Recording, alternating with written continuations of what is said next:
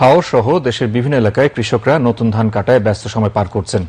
চলতি মৌসুমে টাঙ্গাইল ও নেত্রকোনা জেলায় লক্ষ্যমাত্রার চেয়ে বেশি জমিতে বোরো ধানের আবাদ হয়েছে। অনুকূল আবহাওয়া এবং কৃষি বিভাগের প্রণোদনা ও সহযোগিতার কারণে বোরো ধানের ফলন হয়েছে গত বছরের চেয়ে ভালো। ধানের আশাতীত ফলন পেয়ে খুশি কৃষকরা। টাঙ্গাইল ও নেত্রকোনা প্রতিনিধির পাঠানো তথ্য ভিডিওচিত্র নিয়ে মাহমুদুল হাসানের ডেস্ক রিপোর্ট।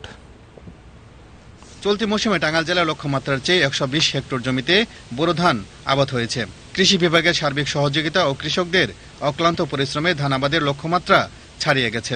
অনুকূল আবহাওয়ার কারণে চলতি মৌসুমে গতবারের চেয়ে ধানের ফলন ভালো হয়েছে। জমি সঠিক পরিচর্যার কারণে পোকামাকড়ের আক্রমণ নেই বললে চলে। ভালো ফলন পেয়ে খুশি কৃষকরা। আমাদের এবার 200 থেকে 250 ডিসিমাল জায়গা বুনছি, ফলন খুব বাম্পার। ধান খুব ভালো হয়েছে, ক্ষতি হয় নাই।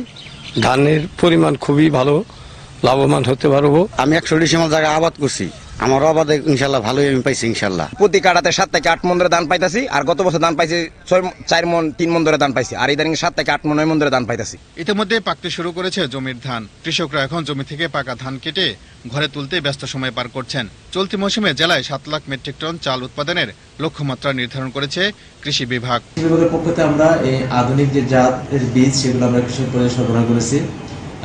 বিভিন্ন ধরনের প্রশিক্ষণ এবং পোকামাকড় ব্যবস্থাপনার জন্য আমরা কৃষকদের পরামর্শ দিয়েছি, এবং মাঠ পর্যায়ে আমাদের উপকরণ সার সহ কীটনাশক সকল উপকরণ কৃষক সহজলভ্য এবং সময়মতো পাওয়াতে আমাদের এবার আশা করছি যে বোরো ধানের ফলন বাম্পার হবে। এদিকে নেত্রকোনা জেলায় হাওর অঞ্চলের কৃষকরা পুরোদমে নতুন ধান কাটতে ব্যস্ত সময় পার করছেন।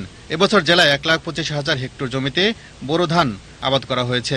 ছোট বড় 134টি হাওর সহ নিম্নাঞ্চলে এবার 41,070 হেক্টর জমিতে বোরো ধান আবাদ করা হয়েছে।